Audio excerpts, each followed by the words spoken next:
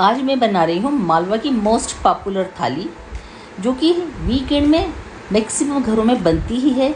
और इवन शादी दावत हो तो उसमें भी एक खाना तो इसका होता ही है, और मेहमान आ जाए तो भी उसे इसकी दावत दी ही जाती है। तो ये थाली बना रही हूँ मैं दाल बाटी लड्डू की, और साथ में इसके बना रही हूँ आलू की सूखी सब्जी और चटनी भी। सबसे पहले हमने बाफला बनाने की तैयारी की।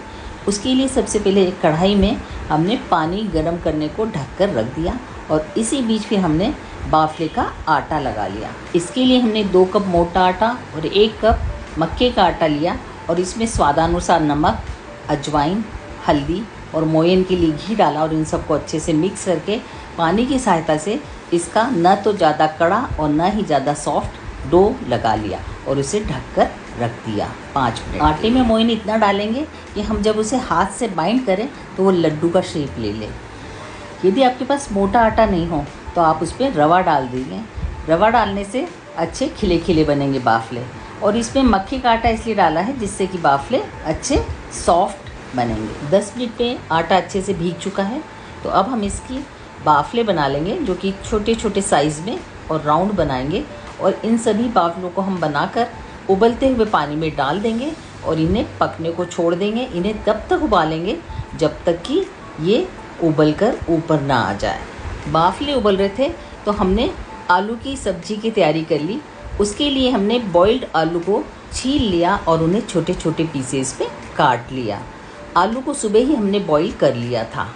अब इसी बीच हमने देखा कि बाफले उबलकर ऊपर फ्लोट करने लगे थे, तो हमने उसे एक झरिया की सहायता से एक जाली की डलिया में रख दिया, जिससे कि वो अच्छे से ठंडे होकर ड्राई हो जाए। बाफले ठंडे हो रहे थे, इस बीच हमने आलू की सूखी सब्जी को छोंक लिया।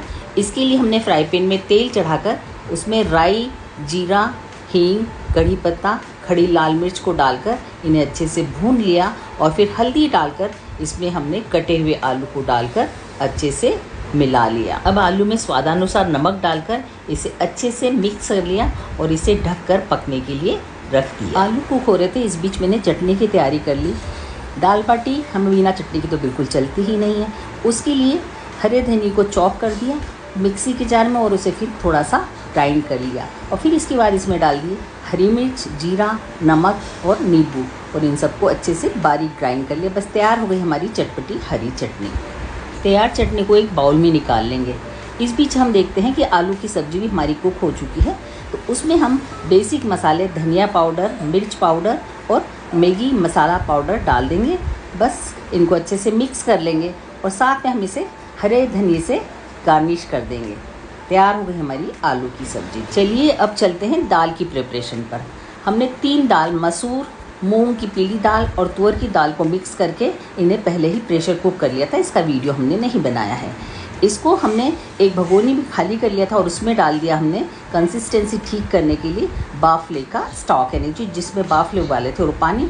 और फिर इसमें हमने नमक और हल्दी डालकर इसे उबालने को रख दिया, और फिर हमने की दाल के छोकन की तैयारी। इसके लिए एक फ्राई पैन को हमने गरम रखकर उसमें घी डाल दिया। जब घी अच्छे से गर्म हो गया तो उसमें मेथी दाना, राई, जीरे का छोकन डालकर, हींग, कड़ी पत्ता और साथ ही डाल दिया हरी मिर्च के बारीक टुकड़े, और ये सब अच्छे से भून गए तो इसमें डाल दी लाल मिर्च पाउडर और थोड़ा सा पानी, जिससे कि छोकन जले नहीं। और इस छोकन को हमने डाल दिया दाल के ऊपर, और इसे अच्छे से मिक्स कर लिया, और फिर दाल में धनिया डालकर हमने थोड़ा उबाल लिया। बस तैयार हो गई हमारी बढ़िया सी दाल। बाफले को हम पहले ही उबाल चुके थे और वो ठंडे भी हो गए, और बस हमारा खाने का भी टाइम होने वाला था आधे घंटे बाद।